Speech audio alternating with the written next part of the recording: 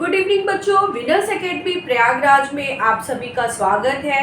मैं आपको आज हिंदी का व्याकरण पढ़ाऊंगी। व्याकरण का मेरा पहला टॉपिक मैं लेना चाहती हूँ आपके लिए संधि। संधि जो है ये आपके सिलेबस में, हिंदी के सिलेबस में ये मोस्ट इम्पॉर्टेंट टॉपिक है।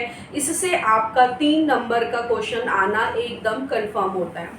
तो संधि का अर्थ क्या होता है? संधि का अर्थ होता है मेल।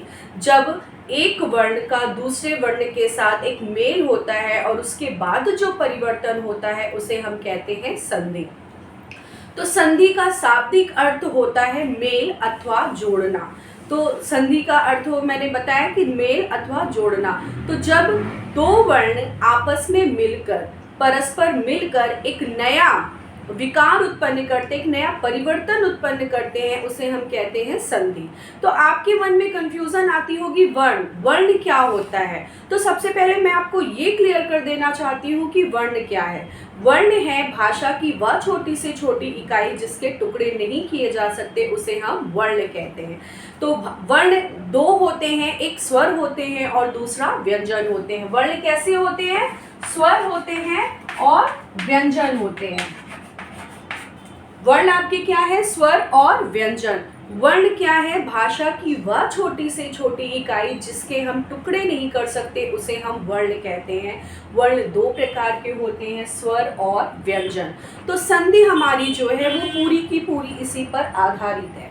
तो संधि का अर्थ मैंने आपको बताया है। संधि का अर्थ होता है मेल। क्या होता है? संधि का अर्थ होता है मेल अथवा जोड़ना। क्या होता है? मेल अथवा जोड़ना। तो जब 2 परस्पर वर्ण मिलकर आपस में एक विकार उत्पन्न करते हैं, एक परिवर्तन उत्पन्न करते हैं, उसे हम कहते हैं संधि। क्लियर? संधि क्लियर है? तो संधि में आपको मैं ये क्लियर कर देना चाहती हूँ कि क्या मेल होता है, कैसे परिवर्तन होता है, कौन सा विकार उत्पन्न होता है जिसके कारण हम उसे संधि का नाम देते हैं। तो हम सबसे पहले एक शब्द लेते हैं हिमालय। हमारे पास एक शब्द है हिमालय। हिमालय को हमने क्या किया है? हमने इसको तोड़ दिया है। हिम प्लस आलय, क्या किया? हमने इसको तोड़ दिया है। तो ये माँ में जो है कौन सा स्वर निकल रहा है? माँ में निकल रहा है छोटा आ का स्वर। कौन सा स्वर है? छोटा आ। प्लस यहाँ पे है बड़ा आ। तो एक वर्ण और दूसरा वर्ण दोनों मिलकर क्या कर रहे हैं? एक परिवर्तन कर रहे हैं, एक नया वर्ण दे रहे हैं, एक नया परिवर्तन कर रहे हैं। इसी को हम कहते हैं, इसी परिवर्तन को हम कहते हैं संधि। क्लियर है संधि? अब आते हैं संधि विच्छेद। संधि विच्छेद किसे कहते हैं? संधि विच्छेद सीधे शब्दों में हमें यह समझना है कि संधि विच्छेद किसे कहते हैं। संधि का अर्थ मैंने आपको बताया जोड़ना, और वही विच्छेद का अर्थ होता है तोड़ना, तोड़ देना। तो अभी मैंने शब्दों को जोड़ा है, शब्दों को जोड़कर, वर्णों को जोड़कर एक शब्द बनाया है। अब हम क्या करेंगे? शब्दों को तोड़ देंगे, जिसे हम कहेंगे संधि विच्छेद। तो संधि विच्छेद कहते हैं कि जब हम एक शब्द को उसी जगह पर लाकर, उसी के स्थान पर लाकर तोड़ देते हैं, तब हम उसे कहते हैं संधि विच्छेद। क्लियर है बच्चों? उसके बाद आते हैं हम संधि के भेद। संधि के मुख्यतः 3 भेद माने जाते हैं: स्वर संधि, व्यंजन संधि और विसर्ग संधि। स्वर संधि, व्यंजन संधि और विसर्ग संधि। स्वर संधि होती है जिसे तो ये जो संधि है, मैंने भी आपको बताया कि संधि के मुख्यतः 3 भेद होते हैं: स्वर संधि, व्यंजन संधि और विसर्ग संधि। स्वर संधि, अब हमारा आता है पहला, स्वर संधि किसे कहते हैं?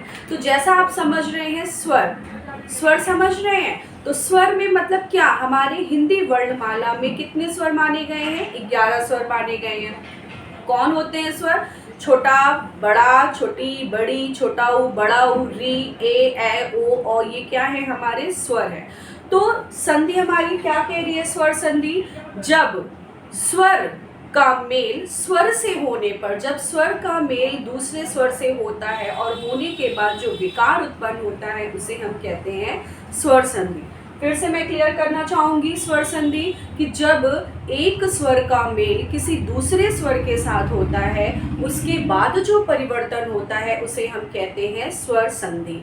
जैसे छोटा आ का मेल किससे हो गया, छोटी ई, तो उससे निकलकर क्या परिवर्तन आया, ए, तो ये क्या हुआ, स्वर संधि। जैसे छोटा आ प्लस छोटा ओ, क्या परिवर्तन हमारे सामने आएगा, ओ।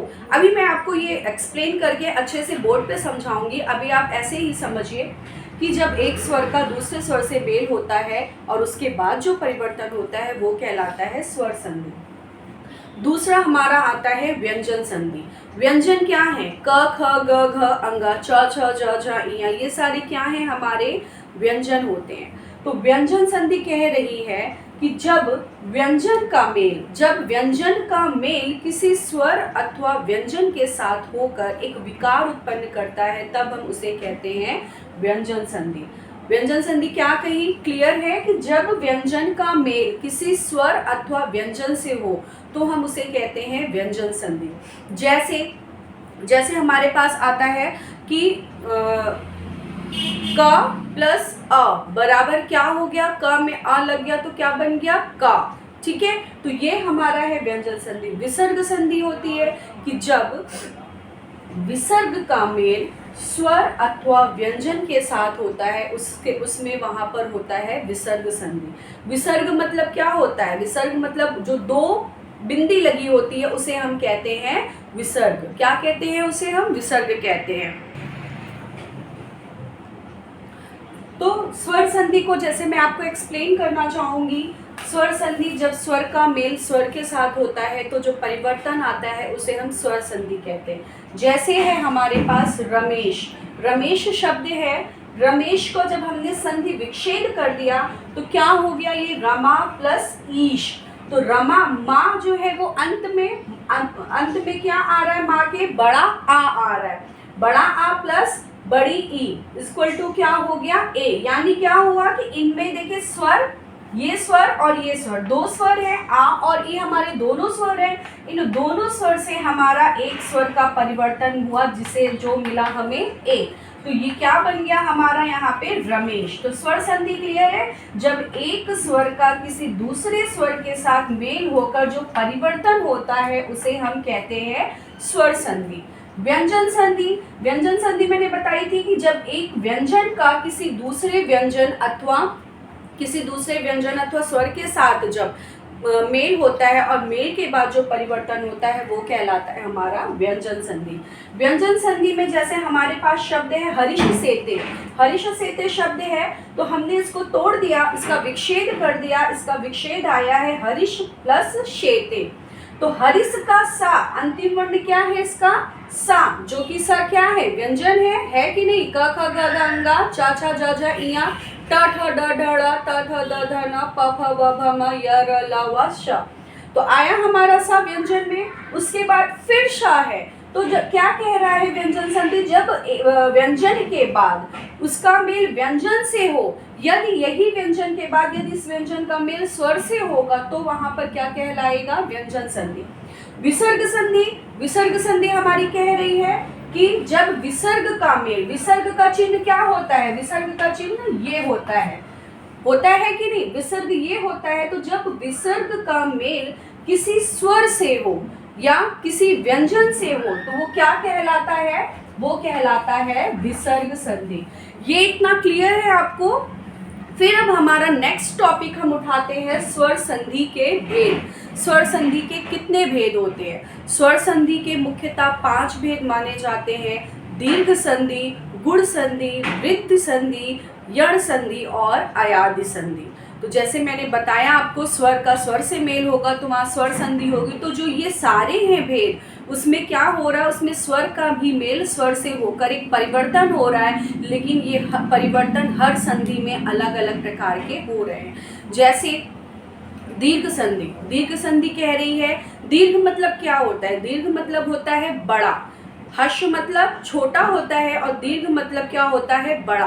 तो क्या कह रही है दीर्घ संधि, दीर्घ संधि कह रही है जब हर्ष, हर्ष यानी छोटा, जब हर्ष अ ई उ री के बाद दीर्घ आ ई ऊ आए, या हश्व आ ई ऊ के बाद दीर्घ हश्व ई आ ई ऊ आए, यानी समान स्वर आए, चाहे वो दीर्घ आए या हश्व आए, दोनों के स्थान पर क्या करना है हमें, दोनों के स्थान पर हमें दीर्घ करना है। तो ये हमारा अभी आपका अगर ये चीज़ क्लियर हो तो फिर मैं आपको नेक्स्ट टॉपिक में इसको दीर्घ संधि को मैं अच्छे से एक्सप्लेन करके दीर्घ संधि, गुण संधि, वृद्धि संधि, अयाद संधि और यड़ संधि पढ़ाऊंगी। अगर इस संधि से रिलेटेड आपको कोई भी दिक्कत हो तो आप प्लीज़ उसे कमेंट में देके मुझे बताइएगा, ताकि मैं आपके कॉन्सेप्ट को क्लियर कर दूं। मैं जल्दी जल्दी नहीं चल रही हूँ, ताकि अगर मैं जल्दी जल्दी भागूंगी तो आपको समझ में नहीं आएगा, क्योंकि संधि ऐसी चीज़ होती है बच्चों कि उसे समझने में ना पूरा दिमाग लगाना पड़ता है। सबसे पहले तो हमें क्या करनी होती है, परिभाषाओं को बहुत अच्छे से याद करना होता है, एक एक करके याद करना होता है कि कौन सा स्वर किस में आ रहा है, या इस स्वर के बाद अगर ये आता है तो उसमें क्या परिवर्तन होता है। तो इन सब चीज़ों को हमें बहुत क्लियर एकदम आराम से पढ़ना चाहिए। इसलिए मैं आपको यह एकदम संधि जो है इतने आराम से समझाना चाहती हूँ कि इस चीज़ को लेकर आपका माइंड क्लियर हो। जब भी एग्जाम में कोई भी संधि पूछ ली जाए, कोई भी संधि का उदाहरण पूछ जाए, तो आपका माइंड इतना क्लियर हो जाए कि आप पट्ट से पहचान जाओ कि इसमें कौन सी संधि है। ओके बच्चों, तो अगर इस संधि से फिर से मैं कह रही हूँ, अगर इस जो अभी तक मैंने इस टॉपिक में पढ़ाया है इससे रिलेटेड कोई भी चीज़ अगर आपको नहीं समझ में आ रही है तो प्लीज़ कमेंट करके मुझे बताइएगा। मैं फिर से नेक्स्ट इसी टॉपिक को उठा के आपको उसको क्लियर कर दूंगी। ओके बच्चों, बाय।